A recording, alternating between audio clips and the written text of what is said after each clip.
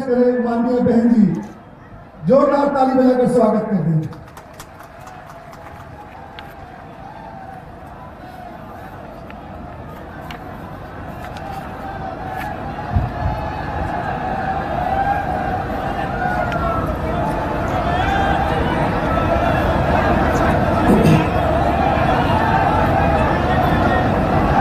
BSP की चुनावी जनसभा में इकट्ठा हुए पार्टी के सभी छोटे बड़े पदाधिकारी एवं कार्यकर्तागण, आज आप लोग देश में व यहाँ आपके उत्तराखंड प्रदेश में भी लोकसभा के लिए हो रहे आम चुनाव में आपके हरिद्वार लोकसभा की सीट व इससे लगी अन्य लोकसभा की सीटों से भी चुनाव लड़ रहे अपनी पार्टी के उम्मीदवारों के समर्थन में मुझे सुनने के लिए यहाँ इकट्ठा हुए हैं, तो उसके लिए मैं आप सभी लोगों का हार्दिक दिल से आभार प्रकट करती हूँ। वैसे आप लोगों को ये मालूम है कि हमारी पार्टी कांग्रेस, बीजेपी व अन्य किसी भी विरोधी पार्टी के साथ मिलकर नहीं, बल्कि अकेले ही खासकर यहाँ अपने गरीबों, मजदूरों, दलितों, आदिवासियों, पिछड़े वर्गों, मुस्लिम व अन्य अक़लियतों के बलबूते पर ही ये चुनाव लड़ रही है। जो इनमें से पार्टी से जुड़े ये लोग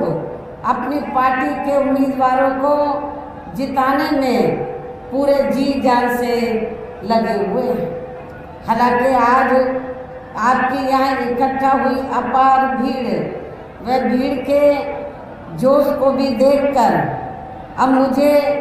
ये काफ़ी हद तक भरोसा हो गया है। खास तौर से कार्यकर्ताओं के जोश को देखकर मुझे ये काफ़ी हद तक भरोसा हो गया है कि इस बार आप लोग इस चुनाव में यहाँ अपने प्रदेश से अपनी पार्टी का बेहतर रिजल्ट जरूर लाएंगे। इसके लिए अब मैं आप लोगों का ध्यान कुछ ज़रूरी बातों की तरफ दिलाना चाहती हूँ और इस संबंध में विशेषकर मैं कांग्रेस, बीजेपी व इनके अन्य सभी सहयोगी दलों के बारे में ये कहना चाहूँगी कि आज़ादी के बाद शुरू में केंद्र व देश के अधिकांश राज्यों में भी ज़्यादातर सत्ता या कांग्रेस पार्टी के हाथों में केंद्रित रही है, किंतु इनकी खासकर दलित, आदिवासी व पिछड़ा वर्ग विरोधी तथा अन्य और मामलों में भी रही गलत नीतियों एवं गलत कार्य प्रणाली आदि की वजह से ही फिर इस पार्टी को केंद्र व काफ़ी राज्यों की भी सत्ता से बाहर होना पड़ा है तथा यही स्थिति इनकी सहयोगी पार्टियों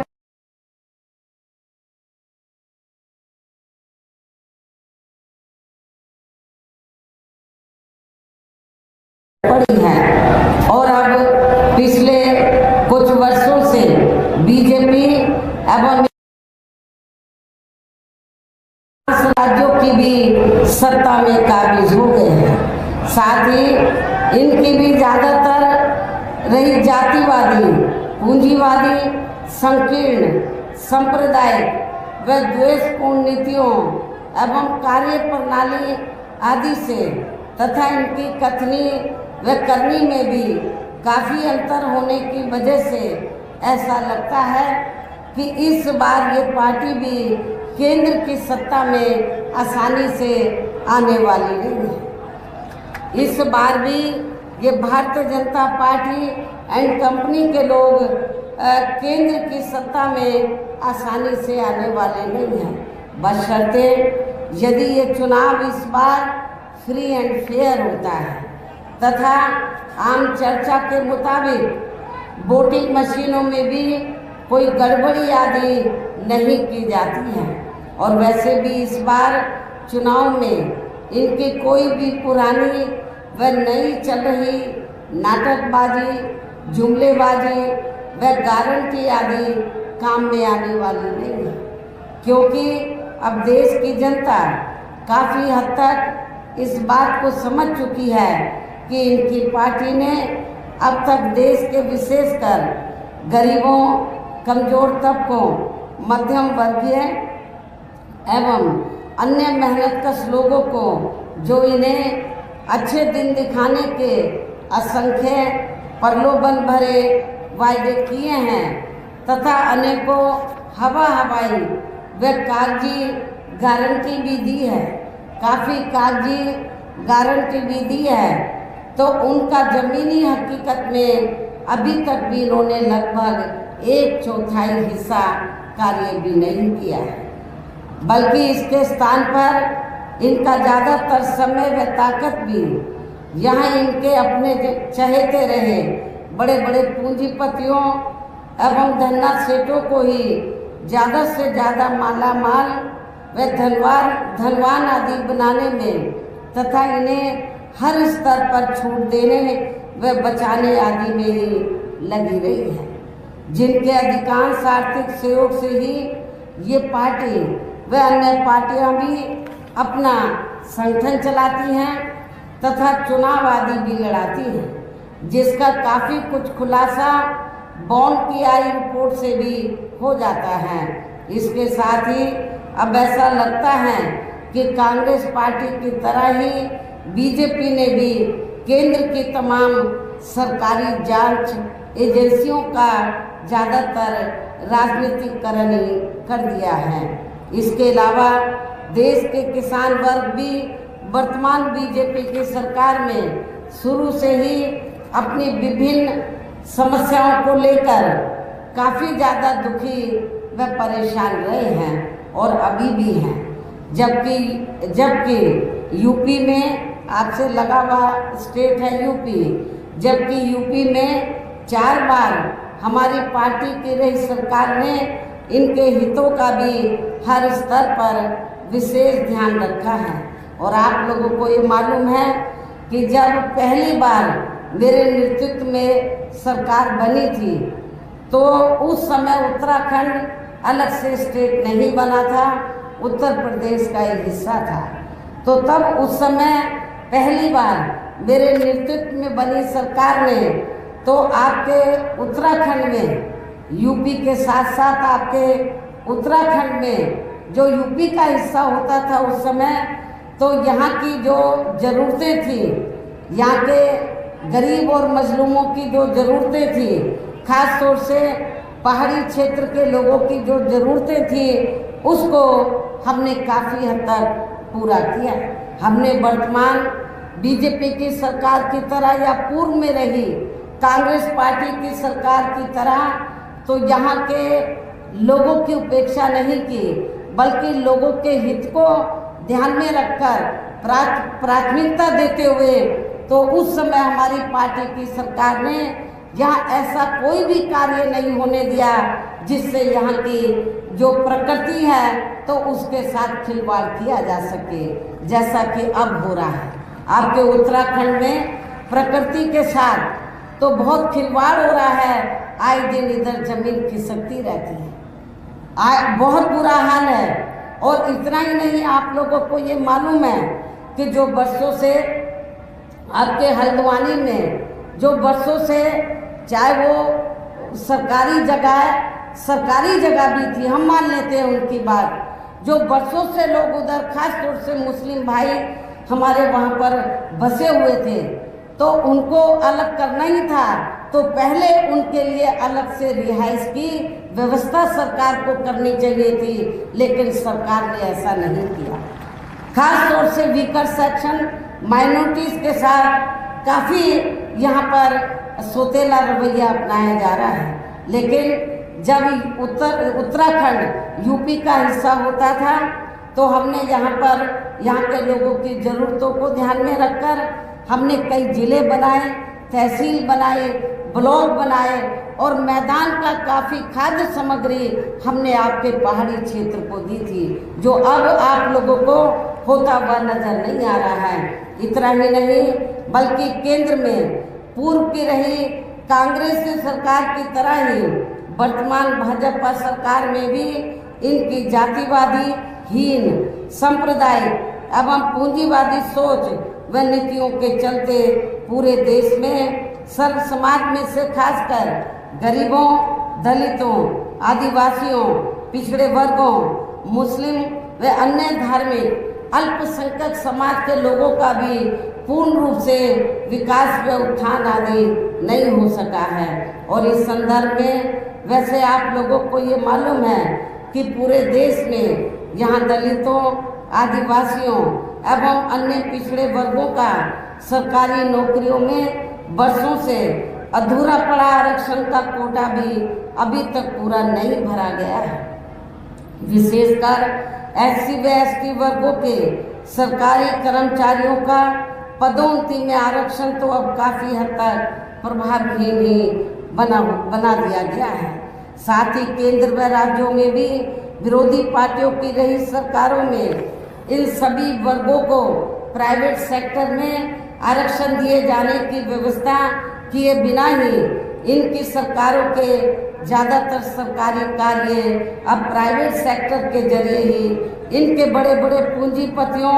व धन्ना सेठों आदि को ही दिए जाने के कारण अब इनको पूरे देश में आरक्षण का बहुत कम ही लाभ मिल पा रहा है। इसी प्रकार इनका अन्य और मामलों में भी शोषण व उत्पीड़न आदि होना अभी तक भी बंद नहीं हुआ है। इनके साथ साथ मुस्लिम व अन्य धार्मिक अल्पसंख्यक समाज के लोगों की भी हालत हर स्तर पर यह काफ़ी ज़्यादा खराब व दयनीय बनी हुई है, जिसका काफ़ी कुछ खुलासा सच्चर कमेटी की रिपोर्ट में भी किया गया है। इतना ही नहीं बल्कि पिछले कुछ वर्षों से केंद्र व अधिकांश राज्यों में भी बीजेपी व RSS की सरकारों के चलते हुए अब इनका विकास व उत्थान आदि होना भी काफ़ी हद तक बंद सा हो गया है। आए दिन इन पर खासकर धर्म की आड़ में हो रही जुर्म जाति भी यहाँ काफ़ी ज़्यादा चरम सीमा पर पहुँच चुकी है। इनके साथ साथ अपर कास्ट समाज में से विशेषकर गरीब लोगों की भी हालत हमें कोई खास अच्छी नज़र नहीं आती है। इनकी गलत कृषि नीतियों के कारण किसान वर्ग भी आए दिन आंदोलित ही रहता है। साथ ही इनकी गलत आर्थिक नीतियों की वजह से देश की अर्थव्यवस्था पर भी इसका काफ़ी बुरा प्रभाव पड़ रहा है, जिससे यह विशेषकर छोटे एवं मध्यम वर्गीय व्यापारी वर्ग भी काफ़ी ज़्यादा दुखी व परेशान हैं। और अब केंद्र में पूर्व की रही सरकारों की तरह ही वर्तमान भाजपा सरकार में भी यहाँ पूरे देश में गरीबी, बेरोजगारी एवं महंगाई आदि भी काफ़ी ज़्यादा बढ़ रही है। देश में हर स्तर पर फैला भ्रष्टाचार भी अभी तक कम नहीं हुआ है। साथ ही अपने देश की सीमाएं अभी तक भी पूरे तौर से सुरक्षित नहीं है। ये भी बड़ी चिंता की बात है। ऐसे में अब आप लोगों को देश में हो रहे लोकसभा आम चुनाव में कांग्रेस, बीजेपी व इनकी सहयोगी पार्टियों को भी केंद्र की सत्ता में आने से जरूर रोकना है। जिनकी गलत नीतियों व गलत कार्य प्रणाली आदि को आप लोगों को उनकी गलत कार्य प्रणाली व गलत नीतियों आदि को भी आप लोग काफ़ी आजमा चुके हैं। और अब ये विरोधी पार्टियां किस्म किस्म के साम दाम दंड भेद आदि अनेकों हथकंडे इस्तेमाल करके केंद्र की सत्ता में आने की पूरी कोशिश में लगी हुई हैं, जिनसे अपनी पार्टी के लोगों को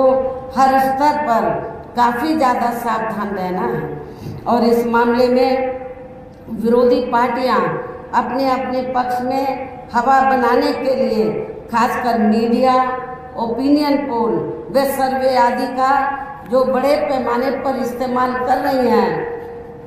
तो उनसे अपनी पार्टी के लोगों को बिल्कुल भी गुमराह नहीं होना है। इसके साथ ही विरोधी पार्टियों के विभिन्न रूपों में जारी किए गए इनके हवा हवाई व प्रलोभन भरे चुनावी घोषणा पत्रों एवं वायदों आदि के बहकावे में भी अपनी पार्टी के लोगों को कतई भी नहीं आना है, जिन्हें ये पार्टियां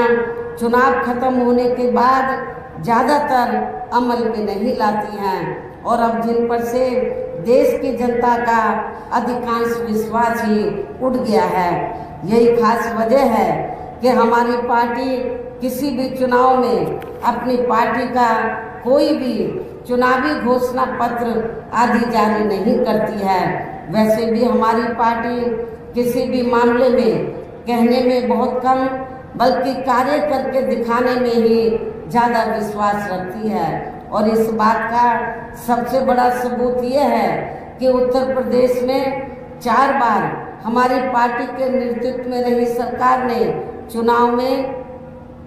पार्टी के बिना जारी किए गए चुनावी घोषणा पत्र के ही प्रदेश व आम जनहित में काफ़ी कुछ ऐतिहासिक कार्य करके दिखाए हैं, जिनकी अब देश में अधिकांश पार्टियों की सरकारें काफ़ी नकल भी कर रही हैं। जबकि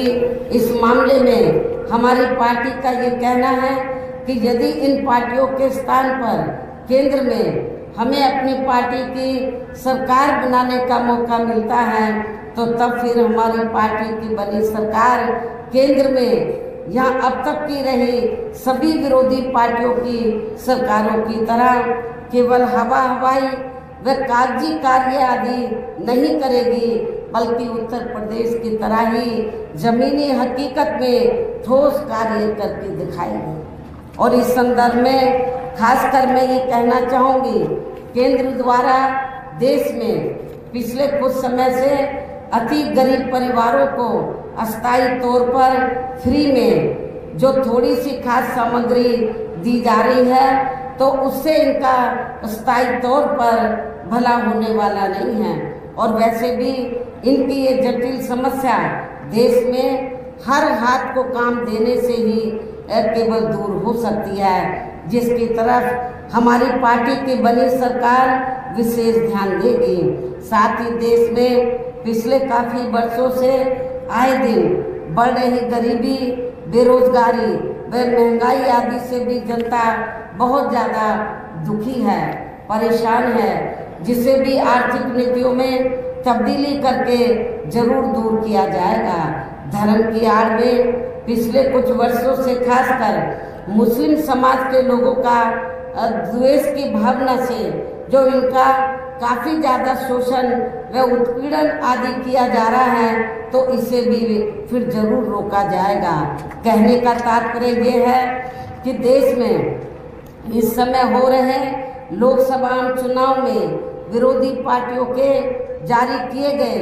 इनके हवा हवाई व प्रलोभन भरे चुनावी घोषणा पत्रों आदि के बहकावे में अब यहाँ खासकर देश के अति गरीबों, मजदूरों, बेरोजगारों एवं अन्य ज़रूरतमंद लोगों को बिल्कुल भी नहीं आना है। और अब इन्हें ऐसी सभी विरोधी पार्टियों को केंद्र की सत्ता में आने से जरूर रोकना है, जिनकी कथनी व करनी में काफ़ी अंतर रहा है और जिन्हें ये लोग वर्षों से आजमा भी चुके हैं। ऐसे में अब मेरा यही कहना है कि आप लोगों को अपने खुद के व अपने प्रदेश एवं देश के भी हित में अपने वोटों को यहाँ कांग्रेस, बीजेपी व अन्य विरोधी पार्टियों को न देकर केवल अपनी एकमात्र हितैषी पार्टी बहुजन समाज पार्टी को ही देना है, जो ये पार्टी उत्तर प्रदेश की तरह ही केंद्र में भी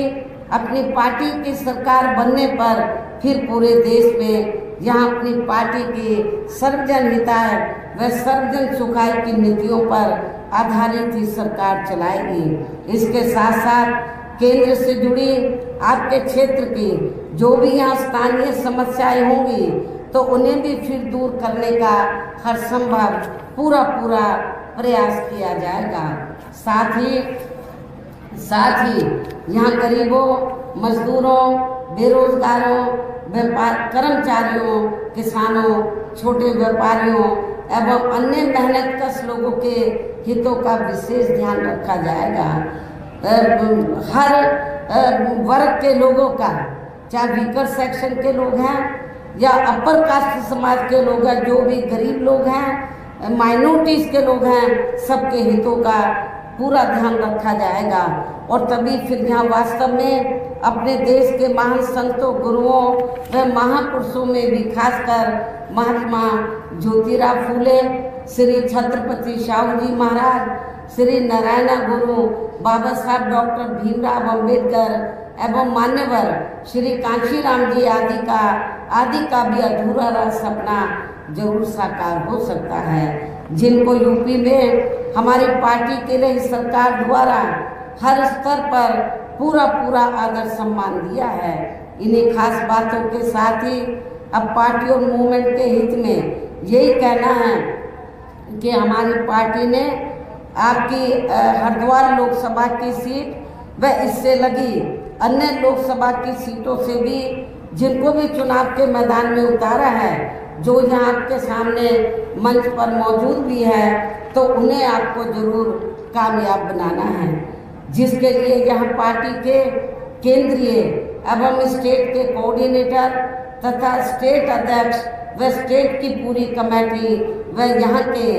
अन्य सभी स्तर के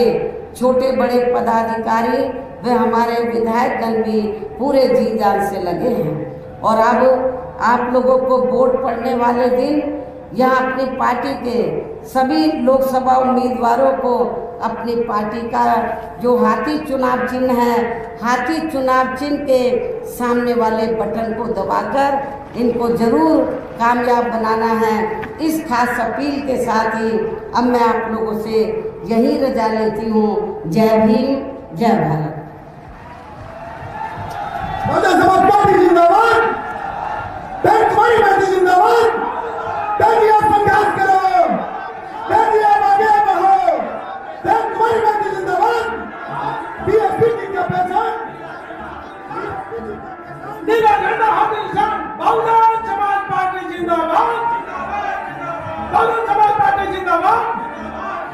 बहुजन समाज पार्टी जिंदाबाद, जिंदाबाद।